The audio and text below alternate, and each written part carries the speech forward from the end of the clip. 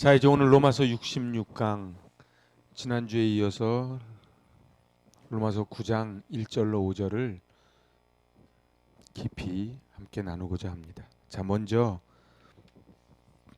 9장 1절에서 5절까지 말씀을 우리 같이 봉독합니다. 지난주에 나눠드린 말씀 기준으로 로마서 9장 1절에서 5절까지의 말씀, 개역개정 세번역 메시지 성경 순으로 같이 받들어 봉독합니다. 내가 그리스도 안에서 참말을 하고 거짓말을 아니하노라.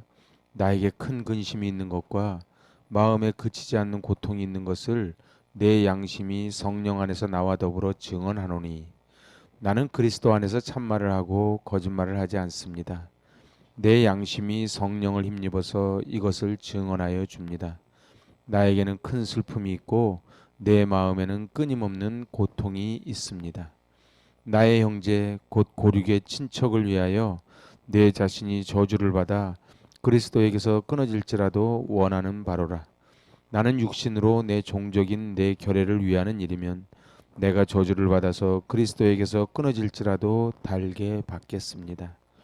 그들은 이스라엘 사람이라 그들에게는 양자됨과 영광과 언약들과 율법을 세우신 것과 예배와 약속들이 있고 내 동족은 이스라엘 백성입니다.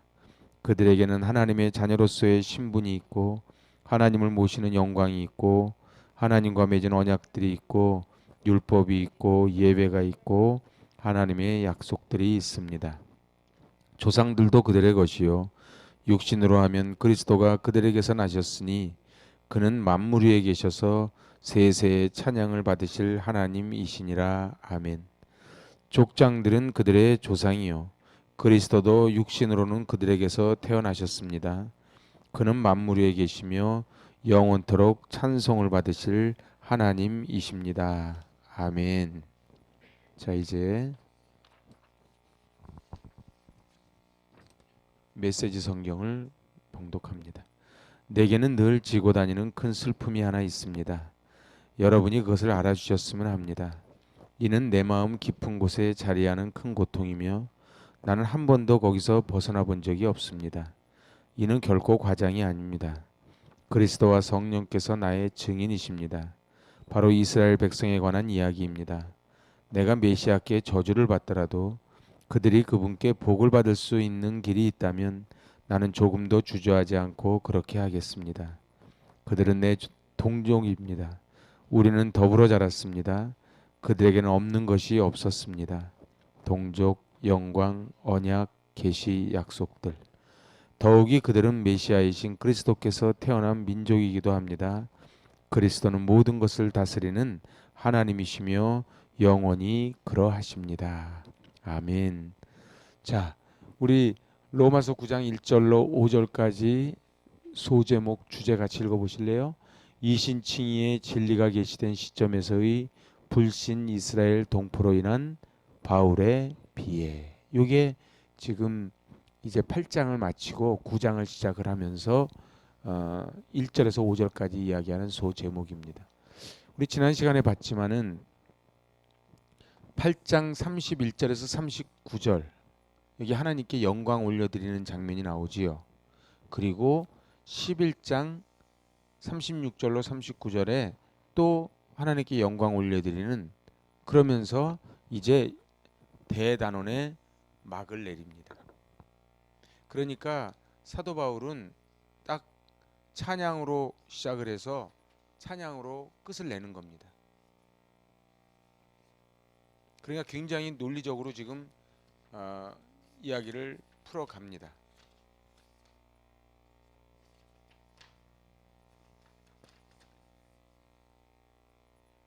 자,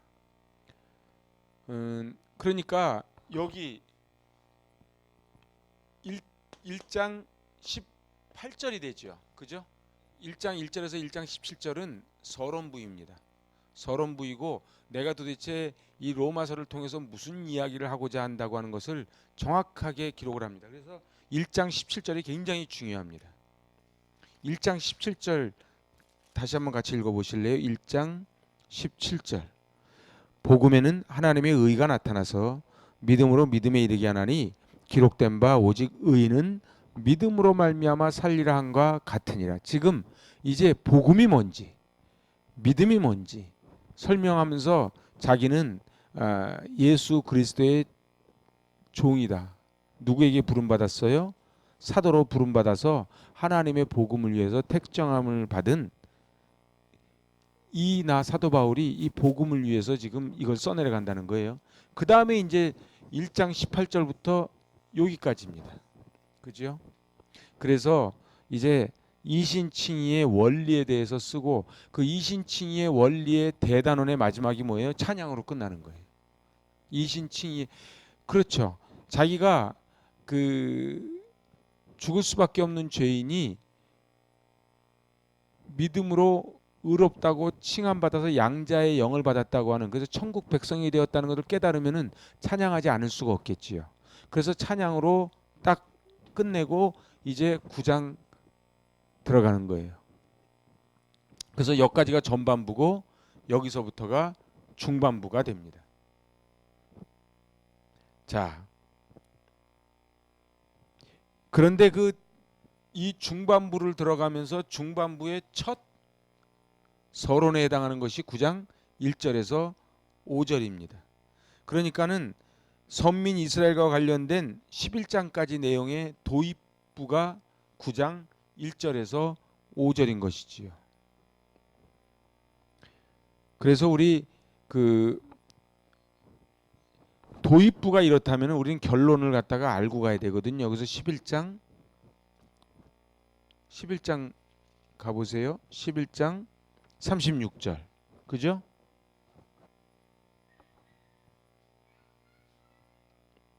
(11장 36절) 11장 36절 같이 읽어봅니다. 이는 만물이 주에게서 나오고 주로 말미암고 주에게로 돌아감이라 그에게 영광이 세세에 있을지어다. 아멘. 그러면 요걸 한번 비교해 보실래요? 8장하고요. 여기 8장.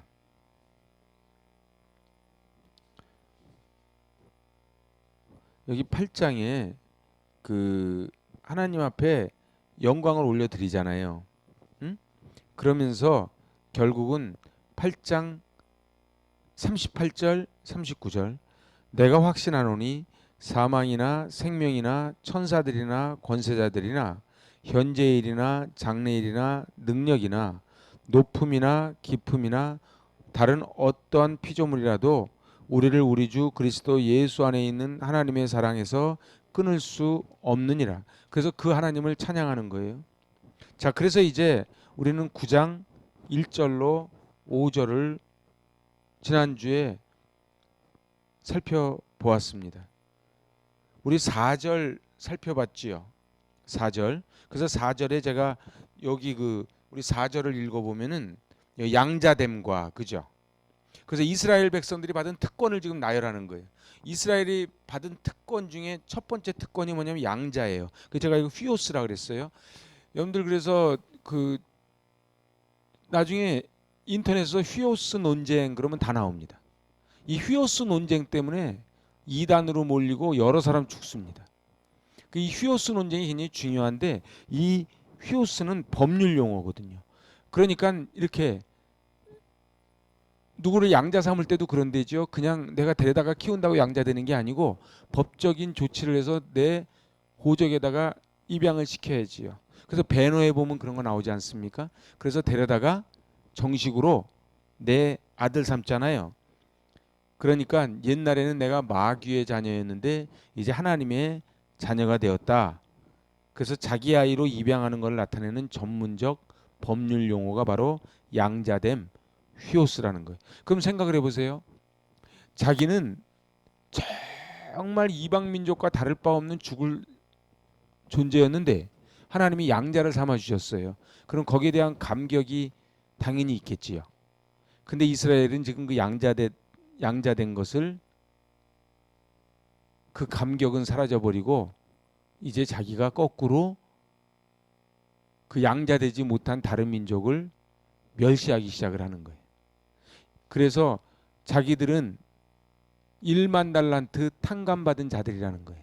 그런데 이제 다른 100데나리온 빚진 자에게, 여기 지금 우리 기억나십니까? 로마서 1장 2장에서 그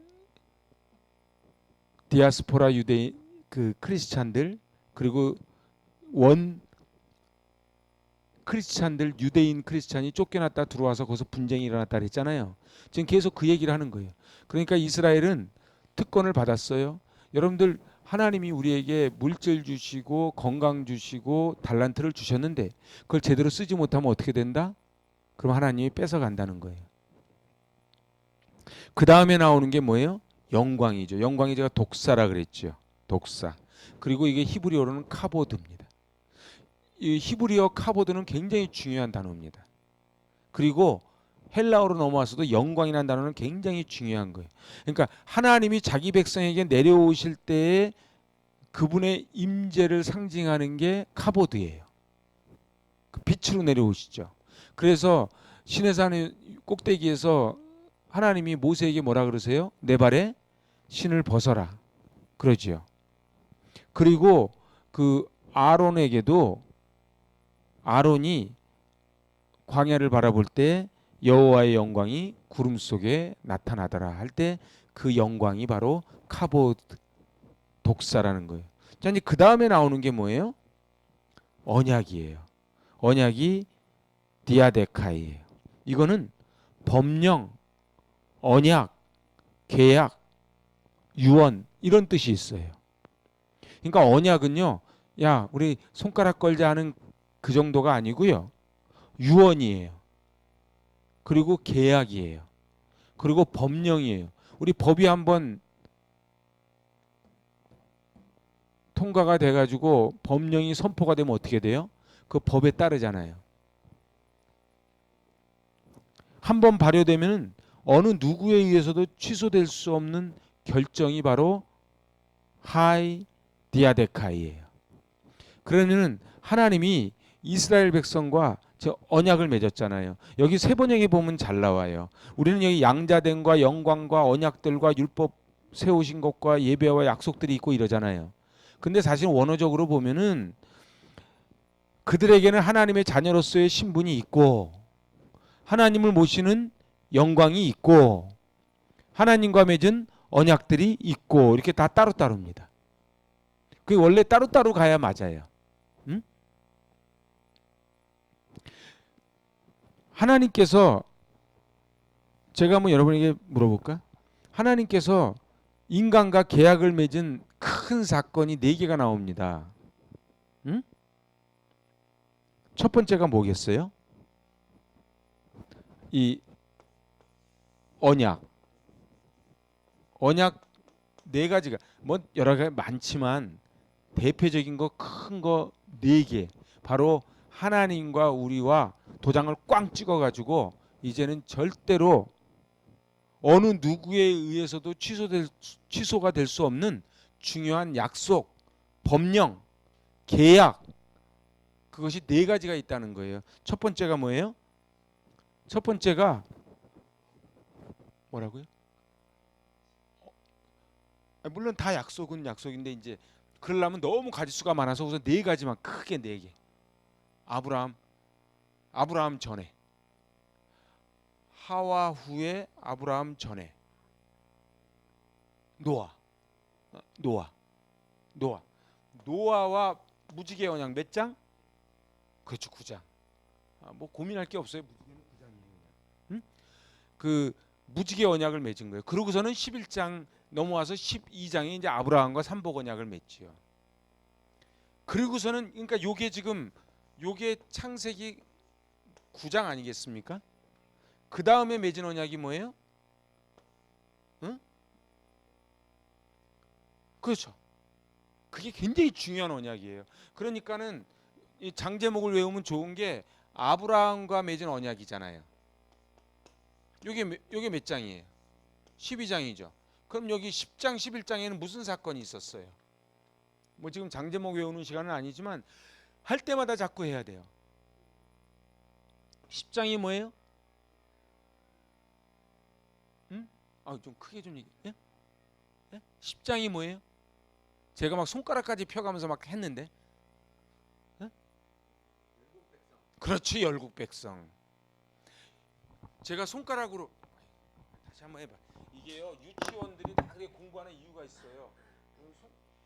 손 있으신 분만 한번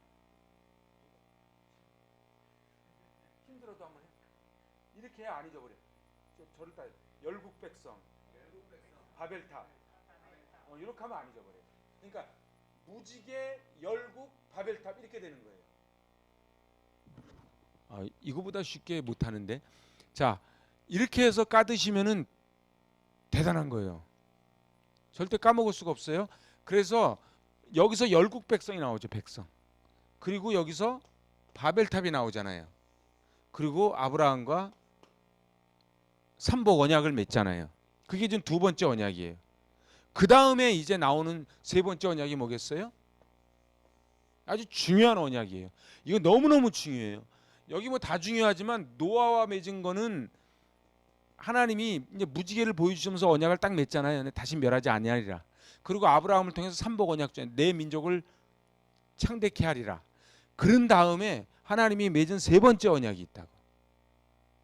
응? 네, 괜찮아요. 예? 야곱.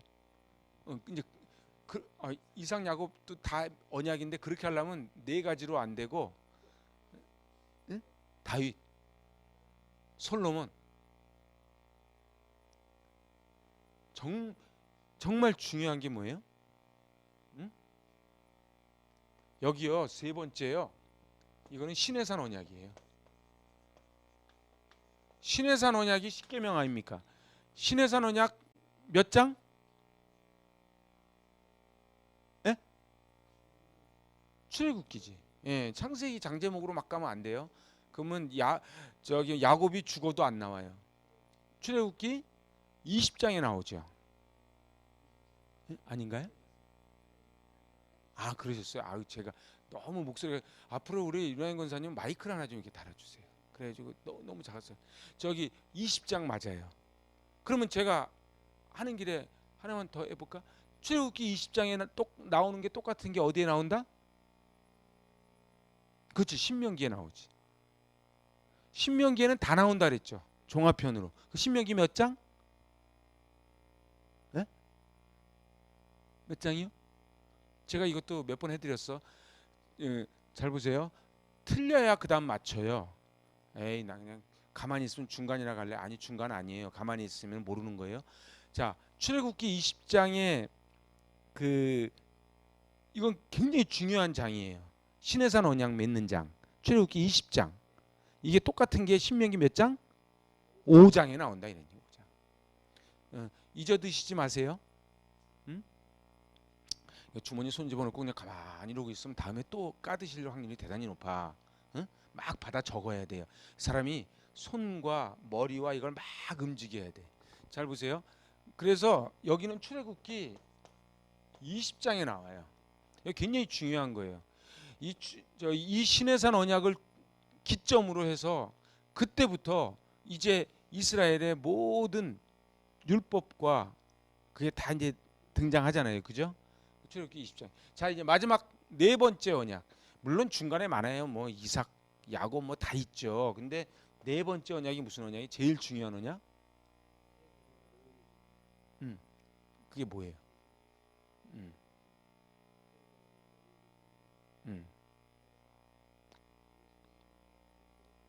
그렇죠. 그거는 이제 구약을 통틀어서 똘똘똘 묶어놓은 게 그거죠.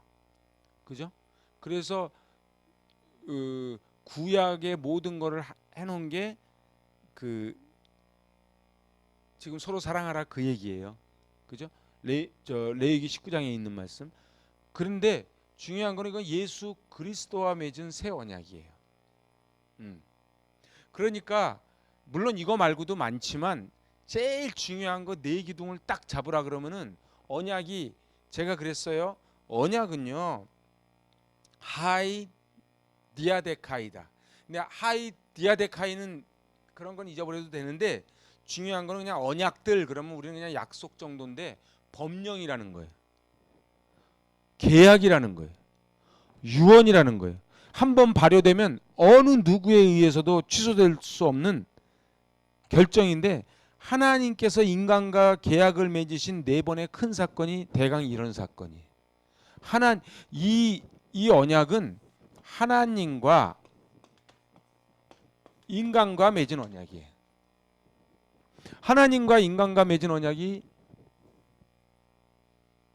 노아, 두 번째 아브라함, 세 번째가 모세와 함께 시내산 언약. 그러니까 이것도 다 하나님과 노아, 하나님과 아브라함, 하나님과 시내산 이렇게 가는 거예요. 그죠? 그 네 번째가 바로 예수 그리스도 안에 있는 새 언약이에요. 자, 그런데 이것의 공통점을 한번 찾아봅시다. 오늘은 언약을 주로 이제 집중적으로 한번 볼 건데요. 공통점, 이 네 가지 언약의 공통점이 있어요. 이거는요, 잘 보세요. 이게 굉장히 중요한 거예요. 사람이 하나님께 찾아가서 맺은 언약이 아니고 하나님께서 사람들에게 오셔서 맺은 언약이 내 언약이다. 응? 기독교는요, 사람이 하나님께 찾아가서 하는 종교가 아니에요. 그래서 너희가 온 게 아니고 내가 너희를 부른 거예요. 그죠? 내가 너희를 택하여 부른 거예요. 이게 바로 언약의 특징이. 첫 번째 특징이 뭐라고요? 사람이 하나님께 나아간 것이 아니고 하나님께서 사람에게 오셔서 맺은 언약이에요. 그리고 두 번째 정말 중요한 특징이 하나 있어요. 양자 합의가 아니에요. 양자 합의가 아니고요. 하나님이 일방적으로 맺으신 거예요. 그래서 기독교는요, 민주주의가 아니에요. 옛날에 우리 교회 그런 분이 있었어요. 교회는 민주주의가 아니라 그러니까는 왜 그러냐고. 여러분들 성경 어디에도요, 하나님이 일방적으로 맺으신 거지 저 자격되니까 양자 삼아 주세요 해서 맺어진 게 아니에요. 하나님이 양자를 삼아 주신 거예요. 그러니까 이스라엘 민족이 잘나서 택해 준 게 아니라는 거예요. 근데 이스라엘 백성들은 자기들이 잘나서 택함 받았다 그래가지고 이방인들을 멸시하니까 안 된다, 지금 그 얘기를 하는 거예요. 그래서 언약 얘기를 하는 거예요. 보세요. 노아도요, 노아가 하나님과 맺은 게 아니고 하나님이 일방적으로 내가 이제 더 이상 홍수로 멸하지 않겠다고 약속을 하신 거예요. 그죠? 아브라함은 아버지가 대란데 뭐 아브라함이 뭐 집안이 괜찮아요? 뭐가 있어요? 아브라함 아무것도 없어요. 근데 하나님이 일방적으로 아브라함을 내가 너로 큰 민족을 이루겠다고 그렇게 맺어주신 거잖아요. 그죠? 모세로 말하면은 모세도 살인자 도망자 아닙니까? 그리고 뭐 나이 이제 80대 가지고 뭐가 있겠어요, 늙은이가. 근데 하나님이 일방적으로 모세를 부르셔서 입이 뻣뻣하다니까 안다 그러면서 부르신 거예요. 오늘 이 언약의 첫 번째 특징이 뭐라고요? 하나님께서 인간에게 내려오셔서 주신 언약이라는 거예요. 자, 두 번째 특징이 뭐라고요? 서로 합의 본 게 아니에요. 협의하는 게 아니에요. 그래서 교회는요, 너무 막 의논 많이 하고 회의 많이 하고 협의하고 그러는 데가 아니에요. 가만히 보세요. 교회에서 회의 많이 해가지고 긍정적으로 가는데 한번 좀 보세요. 어떻게? 별로 회의 많이 해본 경험 없으십니까? 저는요, 회의 많이 하는 동네 치고 잘 나가는 동네 제가 본 적이 없어요. 전부 깃발만 들지. 뭐 3번 마이크, 2번 마이크 백날 해봐요. 제가 내일도 가면 2번 마이크 할 건데 그거 한다고 되는 게 아니에요. 그저 내가 죽겠다고 하나님께 엎드려야지 해결이 돼요. 근데 문제는 뭐예요? 내가 안 죽어. 내가 안 죽고 내 의견이 옳고 제가 틀려. 그죠? 그러면은 그쪽에서는 아우 맞아요. 온매 기주고 그래요? 절대 안 그러죠. 뭔 소리 하는 거예요? 내가 선임인 건. 선임이란 말도 무슨 군대 이후로는 아니 뭐 선임이 있으면 또 후임이 있고 중임이 있어? 그래가지고 있잖아요. 막 도토리 기재기인데 막 그렇게 하는 거예요. 나중에 하다 안 되면 뭘 뭐 족보로도 나가고요. 응? 나중에 진짜 그런 일이 있다니까요. 내가 세례받은 게 며칠이고 막 그러고 나간다고요. 왜 그래요? 딴 걸로는 내세울 게 없으니까 그러는 거예요. 그리고 정말 중요한 특징이 하나 있어요. 이거는 첫 번째 특징이 뭐라고요? 응? 첫 번째 특징이 뭐라고요? 응? 그렇죠. 하나님께서 사람에게 오신 거예요. 응? 두 번째 특징이 뭐라고요? 일방적이에요. 그래서요, 교회에서요, 왜 이렇게 일방적이세요? 그게 원래 하나님이 그러세요. 네? 근데 이거를 다루는 목사가 잘못하니까는 이상해지는 거지. 원래는 일방적이 맞는 거예요. 그러니까 목사도 하나님 앞에 정말 정직하고 반듯하게 받아서 일방적으로 해야 되는데 막 지 맘대로 일방적으로 하면 안 되는 거지. 그리고 여기에 중요한 특징이 뭔지 아세요? 특징.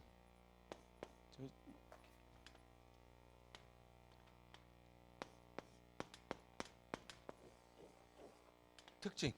이건 특징은 좀 빨간 걸로 해야 돼. 특징. 특징이 뭔지 아세요? 특징은요. 따라해 보세요.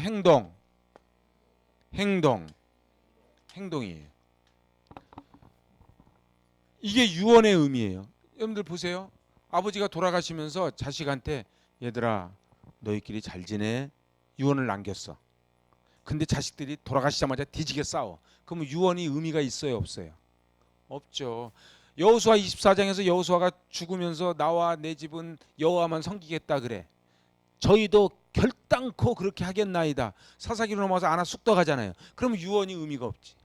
법이라고 하는 거는요, 지켜야지 의미가 있는 거죠. 유언도 그래요. 지켜야 의미가 있죠.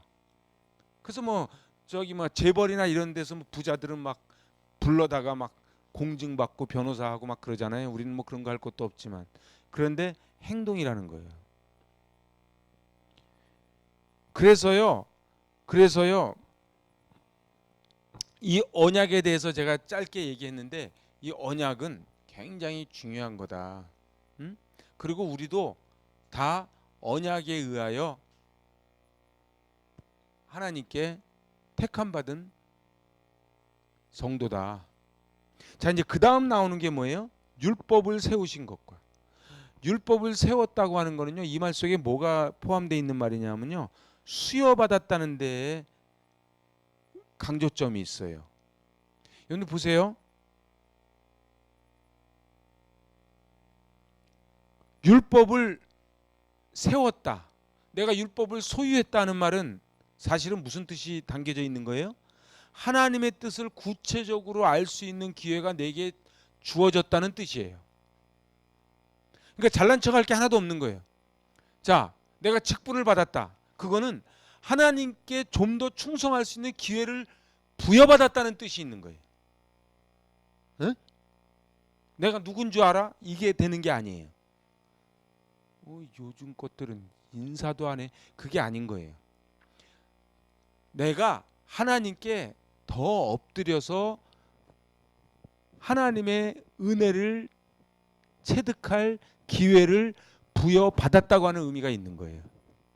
너무너무 중요한 거예요. 여러분들 개념이 다릅니다. 세상은 어때요? 시의원만 해도 군림하려고 그러잖아요. 그런데 교회는 그러지 않아요. 결국은 하나님의 뜻을 몰랐다고 변명할 수는 없어요. 하나님의 말씀을 맡은 특권이 있는 거예요. 그걸 누구한테 있었다? 그 이스라엘에게 주어진 거예요. 근데 이스라엘은 어떻게 했다? 특권을 하나님께 받은 그 특권을 뭘로 이용한 거예요? 자기 기득권으로 이용을 한 거예요. 그래서 예수님 당시에 대제사장 서기관들 바리새인들이 얼마나 말씀을 많이 알아요. 근데 말씀을 아는 걸 뭘로 했어요? 그래서요, 여러분들 루터가 종교개혁을 일으킬 때까지만 해도요, 일반인들은 성경을 못 봤다고요. 그래서 지금도요, 이 전통이 내려와 가지고요, 지금도 성당은 말씀 많이 안 봅니다. 어? 그럼 보세요. 그들은 말씀을 많이 안 보면 뭘 봐요? 주로 교리 공부를 해요. 우리는요? 우리는 교리 공부 안 하잖아요. 그럼 뭘 많이 봐야 돼요? 말씀을 봐야지. 근데 우리 말씀도 안 보고 교리 공부도 안 하니까는 천주교인들하고 말로 하면은 걔네들이 이기는 거예요. 왜냐면 교리적으로 꽉 말도 안 되는 걸 교리로 다 묶어놨거든. 뭐 고해성사니 뭐니 이런 말도 안 되는 것들도, 그리고 뭐 마리아가 승천한 얘기 이런 얘기를 갖다가 얼마나 스토리텔링으로 잘 만들어 놓은지 몰라요. 그런데 우리는 말씀으로 가야 되는데, 그래서 말씀이 너무 중요한 거예요. 우리 로마서 3장 2절 가보실래요?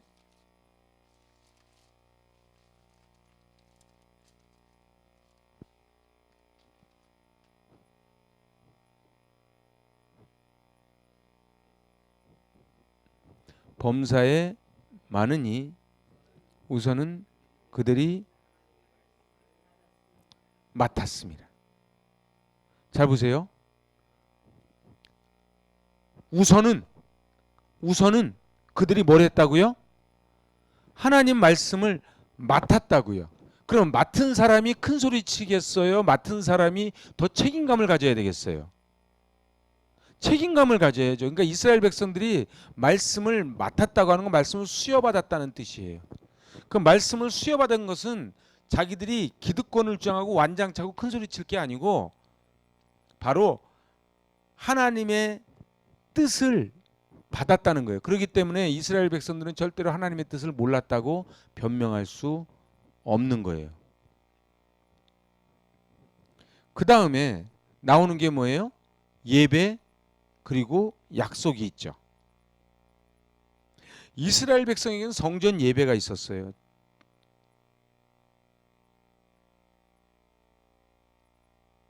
그들이 하나님께 나아가는 특별한 길이 예배였어요. 그게 수여된 특권이었어요. 예배는요, 괜히 특권이거든요. 그래서 성막 공부를 해보면 이방인들이 따로 있잖아요. 그러니까 하나님 전에 나올 수 있는 건 특권이라고요. 사실은 미국에서도 남부지방 이런 데서는요, 예배당 안에서도 백인, 흑인, 막 흑인이 백인 못 들어오고 그러잖아요. 응? 이스라엘 사람들한테는 뭐라 할 게 없는 거예요. 원래 인간은 많이도 아니에요.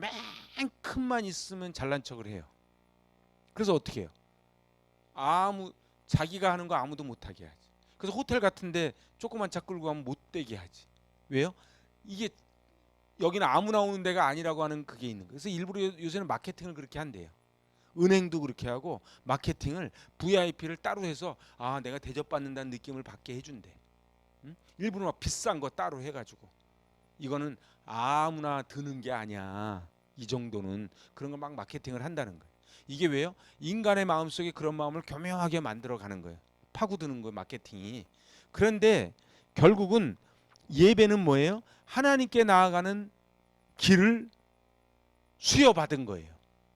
특권이에요. 그죠? 아까 말씀 받았듯이. 약속은 뭐예요? 약속은요, 사람과의 약속, 하나님과의 약속을 다 포함한 게 약속이에요. 이스라엘 백성은요, 지구상에서 유일하게 메시아에 관한 약속을 지닌 민족이었어요. 여러분들 지금도요, 왜 히틀러가 2차 세계대전 때 그렇게 유대인들을 갖다 잡아 죽였냐? 뭘 명분으로? 이스라엘 사람들이 메시아 예수 그리스도를 죽였으니 예수 그리스도를 죽인 너희들은 죽어야 된다고 한 거거든요. 그것도 옳지는 않지요. 어쨌든 하나님께서 메시아에 관해서 예언을 해주신 거예요. 그러면 어마어마한 거예요. 만약에요, 제가 저기 절두산 거기 가보니까 우리 그 양화진 그 바로 옆이 절두산 아닙니까? 절두산 거기 요즘은 잘 모르겠어. 제가 한 20년 전인가 가보니까 안에 추기경 뭐 이런 사람들이 앉았던 뭐 의자, 모자 이런 것까지 다 성물화다 시켜놨어요. 어때? 저 김일성 나라 어때요? 김일성이 다녀간 뭐 앉았던 의자, 뭐 나무 막 이런 거 막 하잖아요. 똑같은 거예요. 이제 비슷하다고. 그래가지고 추기경이 앉았던 의자, 교황이 탔던 차, 이런 걸 다 성물화시키는 거예요. 제가 스위스를 가니까요, 그 칼빈이 목회했던 교회가 있어요. 갔어요. 제가 감동적인 게요, 사진 찍어온 것도 있는데 거기 앞에서 칼빈의 의자 이렇게 써붙여놨어요. 칼빈의 의자. 그래서 여기 요 자리에 있는데 이렇게 그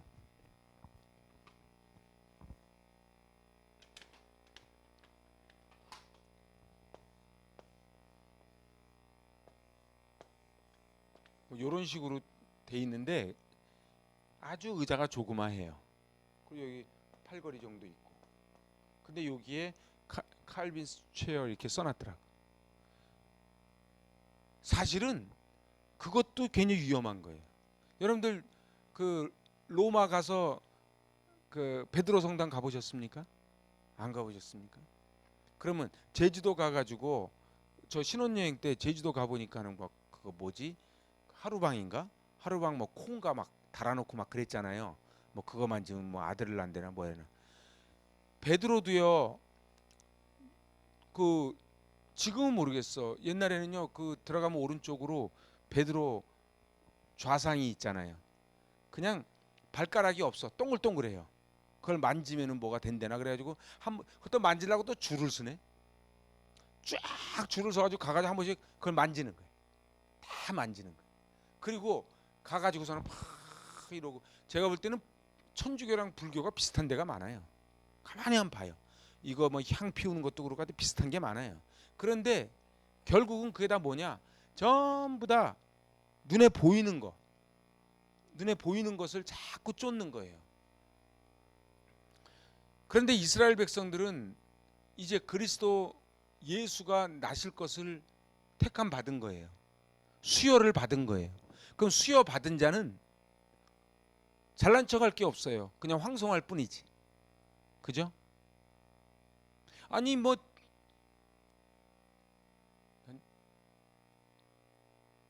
요리 그 사람 이름이 뭐야? 백종원.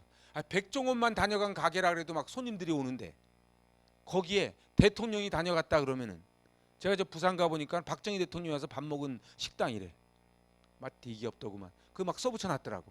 그 마케팅을 하잖아요. 그런데 하나님께서 다녀가신 곳인데, 그죠? 그런데 그거를 제대로 감당을 못했다는 거예요. 그래서 어떻게 돼요? 그런 약속들이 다 있는 거예요. 그런데도 다 배척을 한 거예요. 그러니까 이 세상에 어떤 민족도 누려보지 못한 걸 이스라엘 민족은 누린 거예요. 그럼 이 특권을 귀중하게 여기고 특권에 합당한 삶을 살아야 되는데 그렇게 살지 못했다는 거예요. 자, 그럼 우리로 와볼까요?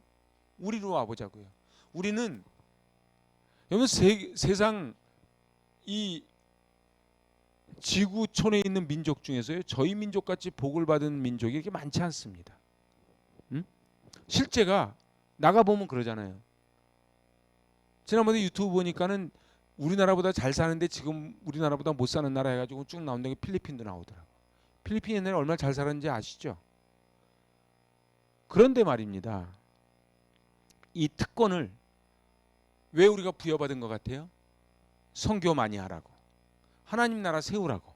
근데 이걸 가지고 맨날 놀러만 다니고, 나는 풀빌라가 꽉 차서 풀빌라인 줄 알았더니 그게 아니고 수영장이 있어서 풀빌라래. 나는 F인 줄 알았더니 P래. 아니 근데 그 풀빌라에 가서 하룻밤 자는 난 기절하는 줄 알았어요. 그렇게 비싼 줄을. 근데 막 턱턱 가서 하는 거예요. 그리고 주일날 교회도 안 와. 왜? 돈 쓰기가 너무 바빠. 열심히 일한 당신 떠나라. 그죠? 그러면 보세요. 돈을 막 줬어. 하나님이 건강 주시고 돈 주시고 막 줬어. 근데 그거 가지고 엉뚱한 짓 해. 그러면 돈 준 사람이 후회할까 안 할까요? 후회하지. 저 괜히 줬다고. 내가 자식한테 막 물려줬더니 이 자식이 그걸 가지고서는 허랑방탕해서 가지고 자식이 망쳤어. 그러면 부모가 후회하지 않겠어요? 어쩌면 하나님이 지금 이 민족 복 주신 걸 후회할지도 모른다는 거예요. 그래서 우리가요, 하나님이 우리에게 주신 거 가지고 잘해야 돼요. 자, 그래서 5절로 이제 넘어갑시다. 5절 세 번역만. 족장들은 그들의 조상이요 그리스도도 육신으로는 그들에게서 태어나셨습니다. 그는 만물 위에 계시며 영원토록 찬송을 받으실 하나님이십니다. 이게요. 이게 1장 3절에서 한 얘기를 또 하는 거예요. 그 로마서 1장 3절에서 뭐라 그래요? 아들에 관하여 말하면 육신으로는 다윗의 혈통에서 나셨고 이렇게 나오죠. 그 얘기를 또 하는 거예요. 원래 사도 바울 특징이 한 얘기 또 하고 한 얘기 또 하고 합니다. 그래서 제가 설교하면서 한 얘기 또 하면 저 사도 바울 닮아가려고 그러는 거예요. 끝으로 그리고 또 한 번 하고. 결국은 인성과 신성. 하나님이 보내신 그리스도를 바울은 뭐라고 증언하는 거예요? 하나님이라고. 하나님이라. 그래서 세세의 찬양을 받으실 하나님이시라. 예수 그리스도가 하나님이라는 선언보다 더 확실하고 명백한 선언은 없어요. 이것 때문에 사도 바울이 지금 죽임을 당하는 거예요. 예수는 그리스도. 그리스도가 뭐라고요? 히브리어로 메시아. 그 메시아라.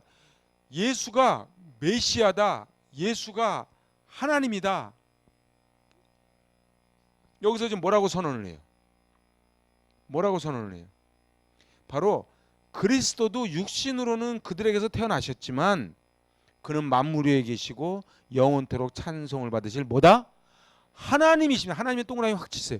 하나님이십니다. 딱 선언하는 거예요. 사도 바울 말은요. 정확하게 기록을 합니다. 그래서 거기다가 뭐까지 또 붙여요?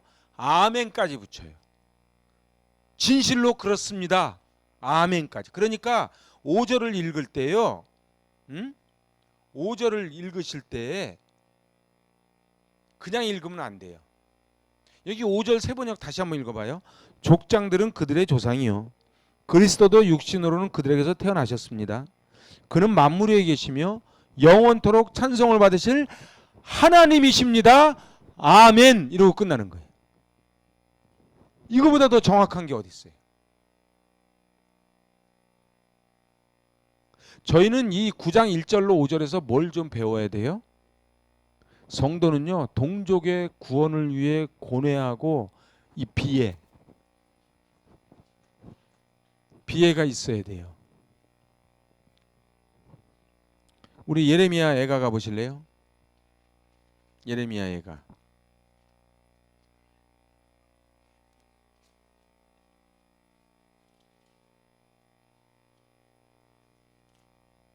(3장) 48절 48절로 51절 1148면 봉독합니다. 딸 내 백성의 파멸로 말미암아 내 눈에는 눈물이 시내처럼 흐르는도다. 내 눈에 흐르는 눈물이 그치지 아니하고 쉬지 아니하며 여호와께서 하늘에서 살피시고 돌아보실 때까지니라. 나의 성읍의 모든 여자들을 내 눈으로 보니 내 심령이 상하는. 여기서 여자는요, 여자를 여자라 그러지 않아요. 히브리 문법에서는요. 그러니까 백성을 보면서 뭐 했다고요? 눈물이 시내처럼 흘렀대요. 응? 그래 언제까지요? 언제까지 눈물 흘린다고요? 하늘에서 살피시고 돌아보실 때까지예요. 응? 세상 모든 민족이 구원을 얻기까지 눈물 흘린다는 거예요. 나의 성읍의 모든 여자들을 내 눈으로 보니 내 심령이 상하는도다. 여러분들 보세요. 예레미야도 그랬고 사도 바울도 그랬고 눈물이 나는 거예요. 눈물이 나는 거예요. 그래서 그 9장 3절 한번 읽어보세요. 9장 3절 세번역으로 나는 육신으로 내 동족인 내 결례를 위하는 일이라면 내가 저주를 받아서 그리스도에게서 끊어질지라도 달게 받겠습니다.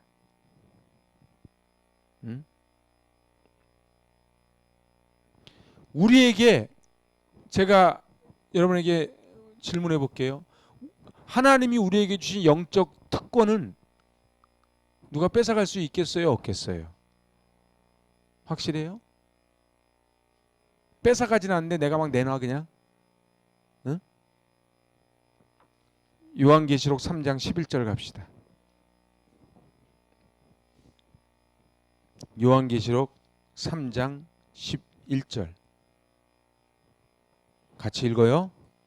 내가 속히 오리니 내가 가진 것을 굳게 잡아 아무도 내 면류관을 빼앗지 못하게 하라. 아멘. 아무도 빼앗지 못하게 하래요. 굳게 잡으래요. 제가요 목회하면서 제일 안타까운 게 뭔지 아십니까? 신앙생활하다가 이런저런 갈등이 있고 일이 있을 수 있죠. 우리 인생사가 다 갈등이고 일인데 근데요 예수 그리스도를 놓는 거예요. 면류관을 놔버리는 거예요. 면류관을 벗어버리는 거예요. 아무도 이 면류관을 뺏어갈 수 없는데 얼마나 영광스러운 면류관을 받았는데 지금 이 로마서 9장 1절에서 5절 말씀에서 이스라엘 백성들이 양자됨으로부터 출발해가지고 어마어마한 거를 부여받았는데 지금 어떻게 한 거예요? 벗어버린 거예요. 우리는 어때요? 우리는 140년 전까지 깜깜했던 민족이에요. 우리 경복궁 가봤잖아요. 그 깜깜했던 민족이에요. 그 깜깜했던 민족이 하나님의 은혜로 선교사님들이 태평양을 건너서 여기까지 오셔가지고 우리가 복음을 받고 그래서 우리 이 민족이 이렇게 왔잖아. 그죠? 근데 어떻게 됐어요? 그래서 믿는 사람들이 잘해야 됩니다. 제가 지금 세세한 얘기는 할 시간도 없고 하고 싶지도 않아요. 믿는 사람들이 잘못해가지고요. 여러분들 콘스탄티노플 가보셨죠? 그 콘스탄티노플이 동로마 수도 아닙니까? 콘스탄티노플이 지금 왜 이스탄불이 되고 그 이스탄불이 지금 99%가 왜 이슬람이 됐어요? 믿는 사람들 때문에 그래요. 역사가 그러잖아요. 콘스탄티노플이 이스탄불이 됐다고요. 거기 성 소피아 성당 어마어마하지 않습니까? 성 소피아 성당 바로 맞은편에 블루 모스크가 있어요. 성지순례가 막 눈물이 납니다. 거기 갑바도기아 같은 데다 막 그냥 박박 긁어놓고 막 그랬거든요. 왜 그래요? 믿는 사람들이 잘못해서 그래. 하나님께 수여받은 거를 헌시장처럼 버려버리니까 십자군이라고 가가지고 엉뚱한 짓거리하고 못된 짓거리하고 십자가 그린 깃발 들고 가가지고서는 막 약탈하고 강간하고 그러니까 그들이 돌아선 거예요. 그러면은 반면교사를 삼아야죠. 우리는요. 우리가 믿는 사람들이요. 여러분들이 로마서 9장 4절 5절 읽으면서 뭘 느끼십니까? 여기 지금 네 가지 언약을 받았는데 우리는 하나님한테 언약받은 언약 백성 아닙니까? 언약을 받았는데 이 언약 받은 것을 정말 잘해야 돼요. 늘 건강한 거 아니에요. 나중에는요 예배 드리고 싶어든지 지팡이 짚고 못할 때가 와요. 하고 싶어도 돈이 없어서 못할 때가 오고요. 건강이 없어서 못할 때가 와요. 그런데요 하나님께 정말 잘해야 돼요. 우리가 받은 거를 소중히 여길 줄 알아야 돼요. 집에요 고려 청자가 있는데 이걸 가지고 막 그걸로 해가지고 거기다 밥 담아 먹고 그냥 막 쓰면 되겠냐고요. 응? 결국은 내가 얼마나 예수님이 안타까우셨으면 내가 속히 오리니 네가 가진 것을 굳게 잡아 아무도 내 면류관을 빼앗지 못하게 해라. 이렇게 지금 예수님 말씀하시는 거잖아요. 사도 바울에게 제일 귀했던 건 뭐예요? 소중했던 게 뭐예요? 그리스도의 사랑과 은혜예요. 우리도 마찬가지. 우리가요 직분자, 제가 이게 다 필요 없다는 게 아니에요. 근데요 직분 받았다 그래가지고요 제대로 감당 못하면요 안 받는 이만 못해요. 그렇잖아요. 하나님이요 우리에게 수여해 주셨다고. 하나님이 저를 목사로 불러주셨다고. 근데 제가 목사를 제대로 못하면 하나님 앞에 목사로 부름받지 못한 이만 못하지. 그렇지 않겠어요? 그냥 평신도로 사는 게 낫지. 응? 목사로 부름받아 놓고 엉뚱한 짓 하면 되겠냐 말이에요. 제가 그냥 하기 좋아서 그냥 목사를 얘기하는 거예요.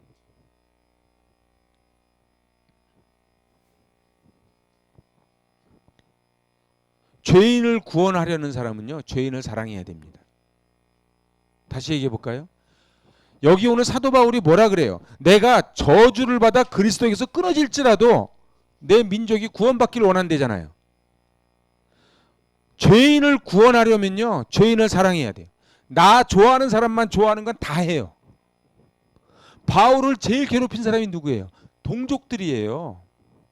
그럼에도 불구하고 사도 바울은 동족을 위해 동족을 그리스도의 눈으로 그리스도의 마음으로 봤어요. 너희 안에 이 마음을 품으라 곧 그리스도 예수의 마음이니.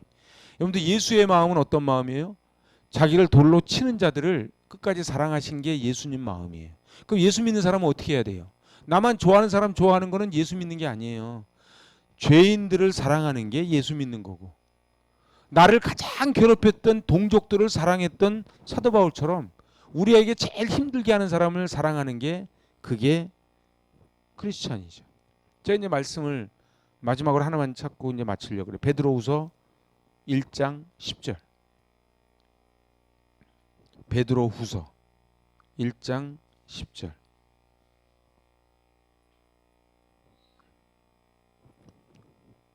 자, 봉독합니다. 그러므로 형제들아 더욱 힘써 너희 부르심과 택하심을 굳게 하라. 너희가 이것을 행한즉 언제든지 실족하지 아니하리라. 여러분들 믿음 생활은요 쉽게 되지 않아요. 뿌리를 깊게 내려야 돼요. 여러분들 오늘 서 있다가 내일 넘어지지 않는다는 보장이 없어요. 그죠? 여러분들 오늘 신앙생활하다가 내일 넘어지지 말라는 보장이 없다고요. 이번 주까지 교회 나왔는데 다음 주 어디로 사라질지도 모르는 거예요. 그래서 어떻게 해야 돼요? 굳게 잡아야 돼요. 뭐를요?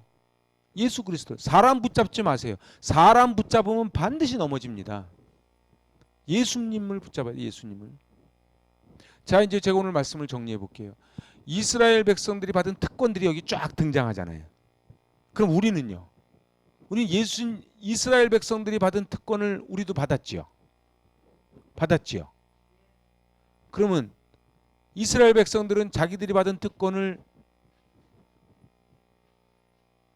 건수를 못해 갖고 날려가지고 저렇게 됐잖아요. 우리는 어떻게 해? 이제 성경은요 항상 그러면 나는 어떤가를 꼭 마지막에 점검을 해야지 성경 의미가 있어요.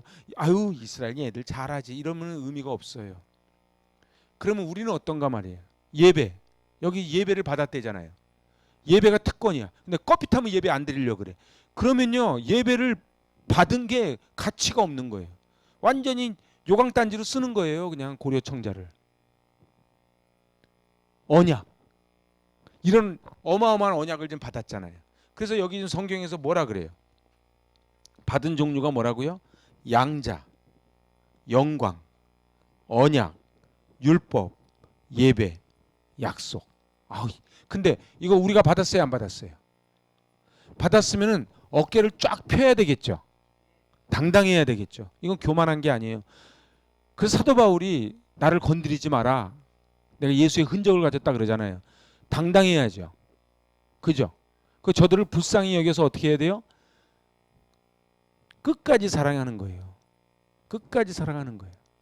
그래서 오늘 제가 베드로후서 말씀, 요한계시록 말씀을 찾아봤지만 오늘 9장 1절로 5절을 제가 왜 다시 한번 이게 쭉 한번 보는가? 꼼꼼하게 이 서론을 한번 보는 거예요. 그러면서 정말 하나님 앞에 결심을 해야 돼요. 하나님이 나에게 주신 이 다이아몬드 보석을 공기놀이 하는데 쓰지 않겠다고 다짐을. 엉뚱한데 마음 뺏기면 안 돼요. 조그만한 것 때문에 마음 상하고 막 그럴 때가 아니에요. 우리는요. 응? 그래서 하나님 손 꼭 붙잡고 승리하시는 저 여러분 되시기 바랍니다. 기도합니다. 하나님 아버지,